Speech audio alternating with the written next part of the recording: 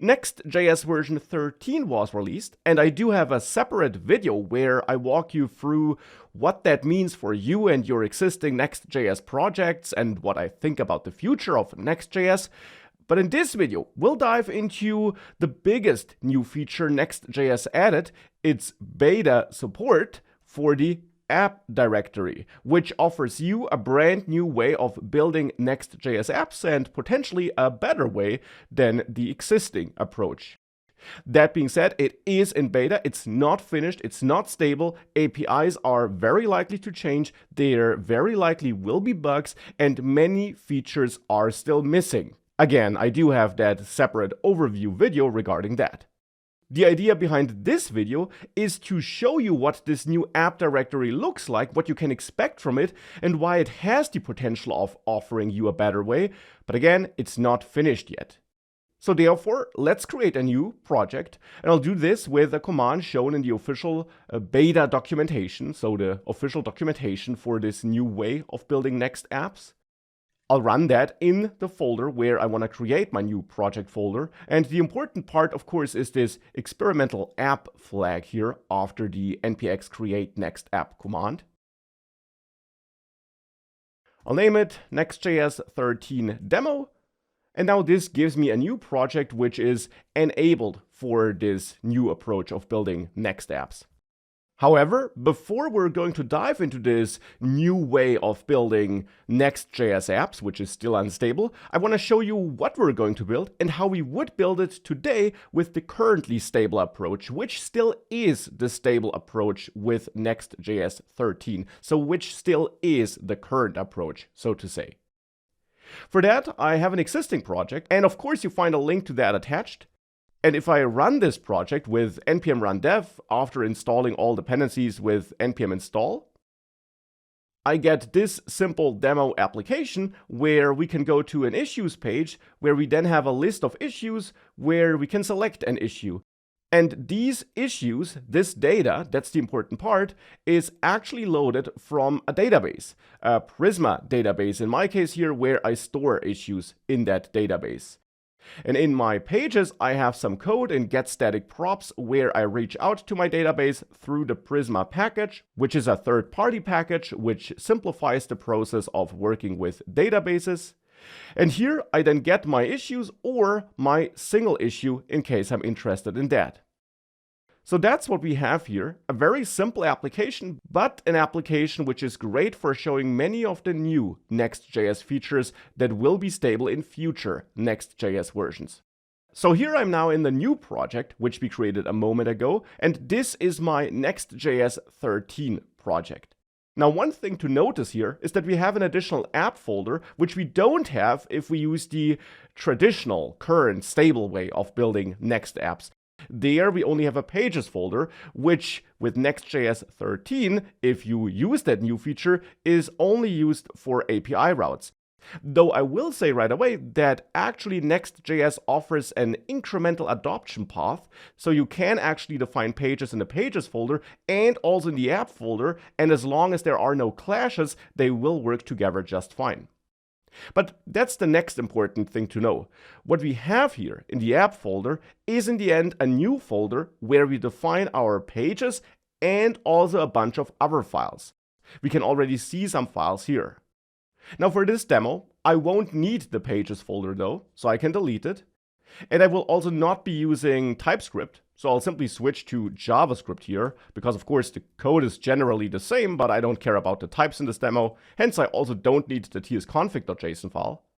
And now we can get started working in these files. We of course have to get rid of type annotations though. And what we have here in this app folder out of the box, at least at the moment I'm creating this, is a page.js file and a layout.js file and two CSS files. And layout.js and page.js are two very important files for the future of Next.js, so for this new approach of building Next.js applications. Currently, without the app folder, in the pages folder, you define files which represent your pages, your routes that can be loaded. With Next.js 13, it's a bit more complex and a bit more flexible. You still define routes in the app folder, but in addition, you can also specify layouts for routes and also error and loading fallback pages for different routes. And to show you how this works, let's simply add a new route here. And for that, I'll add a new folder in the app folder, which I'll name issues because I want to add a new issues page for the path/issues. If you want to add such a new route, you add a folder with that name. So you don't add a issues.js file, for example. Instead, you add a folder of the path segment for which you want to provide routing. And then in there, you add a new page.js file. And what you put into this page.js file will be loaded as a page for your domain/issues in this case. This other page here, which is directly in the app folder, is simply the starting page for /nothing. So here I could return an h1 element where I say the starting page. And I can get rid of these imports since I don't need them here anymore. We can also get rid of this module CSS file. I'll get back to styling a little bit later. And we would now have the starting page. But we can also copy this into this page.js file in the issues folder and name this issues page, for example, though the name does not matter. And then say the issues page. And with that, we added a new page. And let's ignore the layout for the moment. So we added a new page now, and if I now run my development server here with npm run dev, I can visit localhost 3000 to see the starting page, or localhost 3000/issues to see the issues page. So that's how routing works with this new approach, which again is not finished yet. So that's simply a different way of defining pages. Thus far, it doesn't really offer a benefit over the current stable, the old approach of defining pages. But that already starts to change if we take a look at the new layout.js file. The idea behind this layout.js file, as the name suggests, is that you can provide a layout for your pages. And of course, we could do that with Next.js 12 and earlier with the currently stable approach as well. We can use this special _app.js file, for example, to provide some general structure that's wrapped around all our page components, so about the content returned by our different route files. We can do that with the _app.js file, and the _document.js file can be used to set up a general HTML structure. In the end, this is now replaced by the layout.js file, but this approach, also offers us way more flexibility, as you will see. This root layout.js file must be added, so this root layout.js file in the app folder, because that's the main layout for your entire website, for all the pages that make up your website, and therefore it's this file that defines the general HTML structure you want to have for your pages, with the head and the body section and so on. And if we have certain elements that should be represented on all pages, we can add them to this main layout here. Now, I indeed have some content that should be shared across all pages, and that would be my main navigation bar. So therefore here in the body, I'll add a header, which should be wrapped around that navigation bar, and I'll also add a main section, which is wrapped around children. And children is simply the placeholder for the content of my different pages thereafter. So the shared content which I want to have are some extra components, and for that attached you also find a link to a components folder which I prepared in advance, which contains some components we're going to use in this video here, in this tutorial. At the moment, I'm interested in this main navigation component, which, well, simply provides the navigation bar, and therefore in layout.js, we can import main navigation from this components folder. And this components folder is not in the app folder, otherwise components would be treated as a path segment, though we could co-locate components with page files, as I will also show later. But at the moment it's a separate folder, and I'm importing from that separate folder here. And with main navigation imported, I can of course render that here, main navigation, like this. And if I do that, we have this main navigation bar here at the top. Now the general styling is still off because I haven't added my main styles yet, and I'll get back to those styles later, but what is of course worth noting already is that we do have that shared navigation. So that's how we can implement layouts with Next.js 13. But again, it's not really an advantage yet because we were able to add layouts with this _app.js file in the currently stable approach as well. Well, one of the big improvements of this new approach is that we can now also easily set up shared layouts for nested routes, for nested pages. And to show you what you mean, let's go back to a project built with the currently stable approach of Next.js. And there, for my issues, I actually also want to have a shared layout, which should not affect the starting page, but which should affect these two issue pages.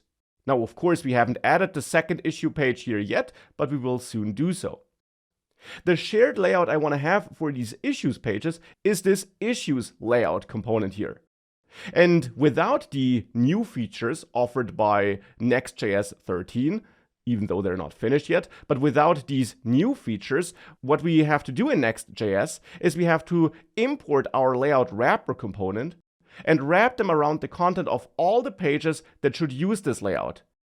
Because we only have this one central _app.js file, which affects all pages, but if we then have some shared layout that should only affect some pages, we have to individually wrap them with the layout. There is no other approach with Next.js 12.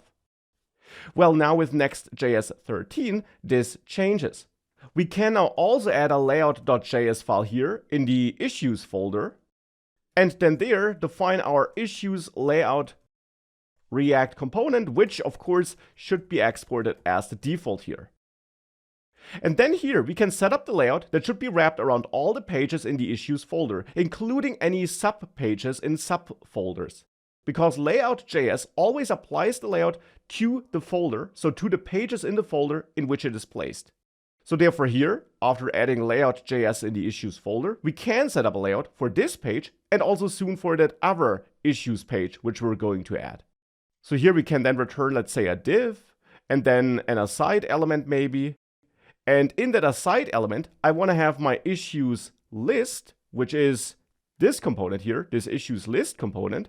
Hence, I'm going to import issues list from the components folder and then output it here.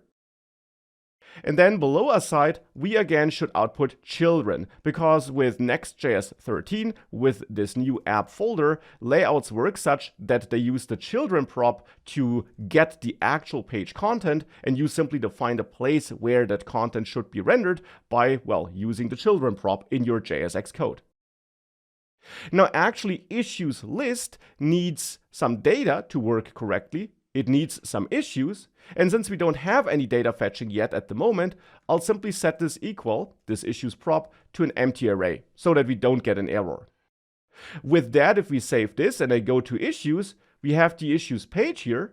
But under the hood, if we inspect this, we also have this aside element, which currently only has an empty list, which is why we don't see anything. But this is being rendered, and that is our nested layout in action. And having nested layouts like this is a huge step forward because it simplifies the process of building complex user interfaces and complex websites. Now, before we're going to add more pages and data fetching, let's add some styling so that the app looks a bit better and we can also see that layout visually. And for that, I also prepared some style files, which you find attached, like a globals CSS file, which content you should use to replace the existing content of the existing globals CSS file. And this globals CSS file is imported like this into the existing layout.js file, and therefore these styles will simply be made available to all pages and as global CSS. But we can also still use CSS modules, and I am already doing this for the main navigation component, for example, so that continues to work. And I also already mentioned that you can co-locate other files than layout and page.js in this app folder.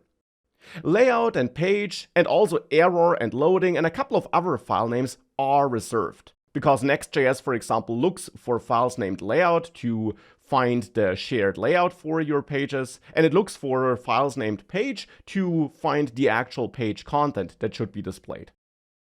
But you can absolutely add a new file here called layout.module.css, and that won't be any problem for Next.js. And you find that file attached as well. This layout.module CSS file here simply defines some styles which should be used in this nested layout.js file. So therefore we should import them from layout.module.css like this, and then apply some classes here. For example, classes.layout on this div here, and on this aside, we add a class name of sidebar.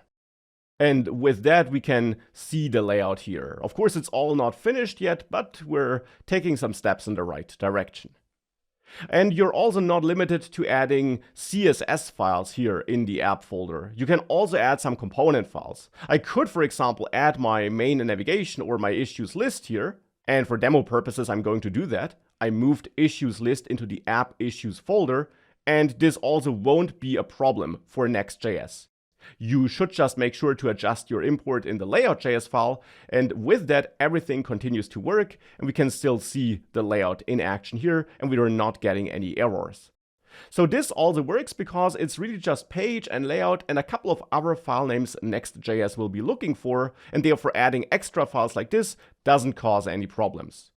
At this point of time, it's not clear to me what's considered a best practice, if we should move components here into the app folder or in a separate components folder, because again, this is all in beta, not finished, not fleshed out, and still very likely to be buggy. Hence, such best practices also don't exist yet. I just wanted to show you that this alternative exists. So now we got this nested layout in action here, and we can already see one advantage of this new app folder and this new way of building Next.js applications, which could be very exciting in the future once it's stable. But that's not all you can do, and that's also not necessarily the most exciting part. Instead, what's very interesting is how you fetch data and how you work with data. And for that, we of course need some data.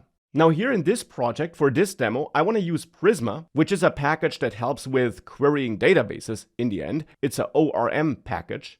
And to use Prisma, what I'll do in this project is I'll run npx prisma init, and this initializes this project for Prisma usage. And then you should go to the .env file that's generated and replace this database URL with file:/demo.db, because we're going to use a local SQLite database here. And then attached you find an updated schema.prisma file and a seed.js file, which you should move into your Prisma folder. So the existing schema.prisma file should be replaced with my new one. And all I'm doing here is defining a data model that will be applied to the database and that we can then use for querying the database. And seed.js is simply a file that we can use to seed the database with some initial data. And I want to do that, and for that we can go back to package.json, and there we should add a new Prisma key like this, add a seed key there, and then there type the command that should be executed by Prisma for seeding the database, and here that's node prisma/seed.js. And with that entry added, you can run npx prisma db push to apply the Prisma schema to the database and create the database file, and to then also generate another package which we can use for querying the database. And after that, you can run npx prisma db seed to run that seed command and initialize the database with some data. So with that, we got some data here. Now let's go back to querying that data. And I am interested in some data in my layout.js file.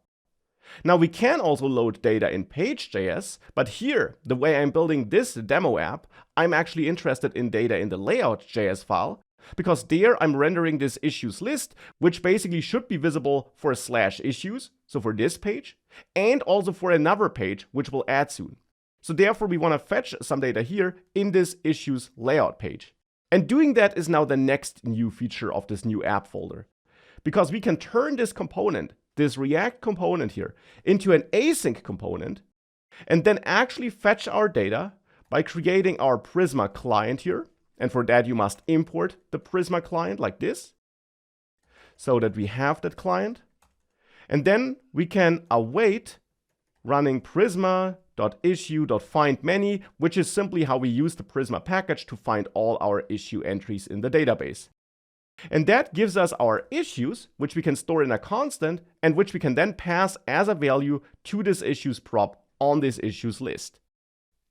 And if we do all of that, and we run the development server again, you will see that if I reload this page, our data shows up here. And this should be very exciting, because this is probably a way of writing a React component that you haven't really seen before. Now, what we're doing here is we're using two new, not yet stable React features, which we might see in the future of React, which we're likely to see in the future of React, and which are already available here in this experimental new Next.js approach of building applications. Now, the two not yet stable React features we're using here are React Server components, which are components that are meant to be rendered only on the server, never on the client side. And that's important here because we're reaching out to the database. We don't want to do that from the client side because we don't want to expose any database credentials on the client side. And this also could be an expensive operation, which we don't want to perform on the computers of our end users.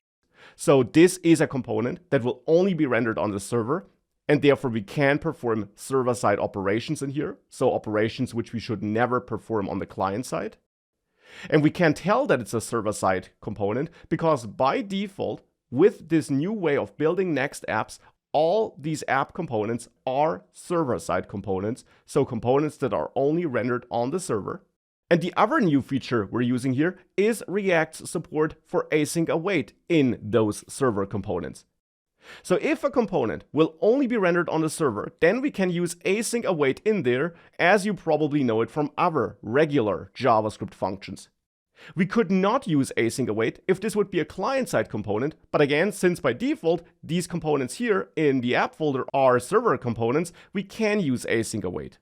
However, I want to emphasize again that these are all features that are not stable yet. You can't use them in your regular React apps.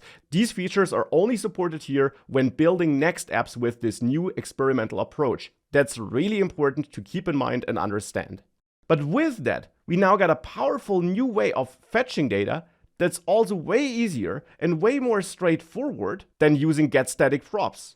At least to me, it's more intuitive to perform all these steps in the component where I need the data instead of splitting it across multiple functions which are then magically connected. Now, things get even more interesting if we start adding another new page. Because here I, of course, don't just want to have my issues page, but I also want to be able to select issues and be forwarded to an issues detail page. So here on my issues page, instead of saying the issues page, I'd rather say, please select an issue. And then when we select an issue, I want to show the issue details here in this area of the screen. Again, taking advantage of the shared layout. That's why I have the shared layout here. So therefore, we want to add a new page, a new route, and we do that by adding a new folder. And since this route should be loaded for /issues/some ID of an issue, it has to be a nested folder in the issues folder. And it should be a dynamic route where different IDs, different issue ID values can be encoded in the URL. Now, just as with the old approach of building Next.js apps, we create such a dynamic route by using square brackets here in the folder name. And then we could name this issue ID, though this is up to you, but it will later serve as the identifier you use to extract the actual value that's encoded in the URL. Now with that new folder added, we can again add a page.js file, and if we needed it, a layout.js file. But we don't need it here because I don't need any extra layout here. Instead, I'm fine with just the page. And then in this page.js file, we create our component, the issues details page component, which must be exported as the default. And then here we render the detail content that should be displayed. For that, I created another component, which you find attached, which should be copied into this square brackets issue ID folder, this issue details component with its styles. And then here in the page.js file, we can import those issue details from this issue details component file and return issue details like this. Now here, we of course need to load the detail data for the selected issue. And since this is again a server-side component, we can use async await again. and again use this Prisma package by creating such a client and importing the Prisma client package.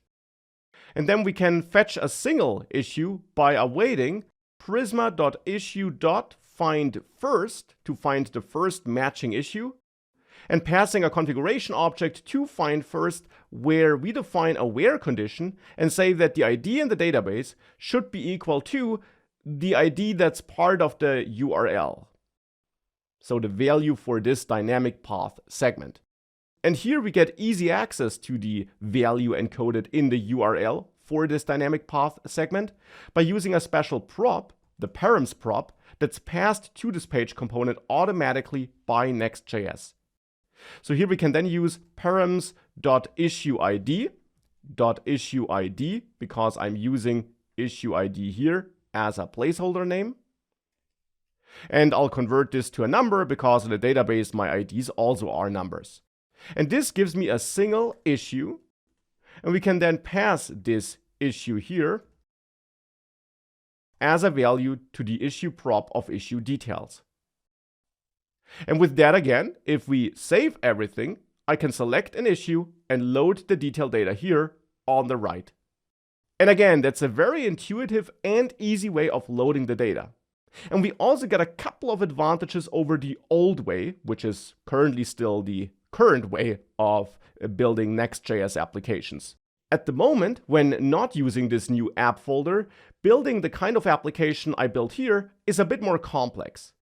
It starts with the shared layout, as you learned, which we have to include in both components, but as a side effect of that, we also have to load all the issues in both components. With the new app folder, we only load the issues here in the layout.js file. And on our website, this component, this layout.js component, is never re-rendered because we only swap out this part on the right here, this part, when we navigate around. Therefore, we don't unnecessarily refetch issues all the time because this outer component, this shared layout, isn't recreated when we navigate between different issues or the issues overview page and the issue details. It's always the same layout, therefore this data, which is needed in the layout, is only fetched once. This component is not recreated all the time. Now that's different when not using the app folder. Here we have to include issues layout in the different pages because there is no other way of setting up shared layouts. And therefore, as we switch between pages, different page components get rendered, and this issue layout is re-rendered over and over again. Therefore, we also fetch issues over and over again, instead of just fetching them once. And we also have to fetch all issues on the issue details page, even though we only need a single issue there, because we technically also need all issues because of that shared layout. So that leads to more code, unnecessary and unnecessary requests. So here at this example, we can definitely see the appeal of using this new approach of building Next.js apps. It's easier and more efficient. Now things improve even more if we think about loading states and error states. And for that attached, you find a time.js file, which I'll store in a util folder in my root project folder, which simply exports a wait function that waits for a certain amount of seconds before the code thereafter continues. If I use this in my details page here to wait for, let's say, 3 seconds, you will see that if I go to issues, that's of course pretty much instant, but if I then load an issue, well, we have to wait for 3 seconds until something happens. Now that's not a great user experience, but with this new app folder approach, it can be improved easily. All we have to do is add a loading.js file next to the page that is loading data slowly. So loading is another reserved file name, and in that file, we simply export another component, another React component, where you can do everything you can do in React components. And here I simply want to output some text where I say loading issues data. And that's all you have to do to add this nice loading fallback. So now when we switch components, we see this loading state here. And of course, here it's just a super simple component. You could display some loading skeleton here, a spinner, or whatever you want to display. And for errors, it's equally simple. Let's say a user entered an ID which is not supported. So here we want to check if issue is not defined, if we didn't find an issue for the ID. And in that case, we want to throw an error where we say issue not found. Now, if I do that here, and I then manually enter an issue ID which doesn't exist, I get this error, which is of course not great. But with this new approach of building Next apps, we can add an error.js file, another reserved file name, to add our issue error page here, or however you want to name it, and export that as a default. And then here, we could say an error occurred, like this. Now this alone is not enough though. Instead, this now can't be a server component, at least at the moment, and therefore we have to turn it into a client-side component by adding a special directive at the beginning of the file. Use client. This tells Next.js that this should not be rendered as a server component, which would be the default for all the files in the app folder, but on the client side instead.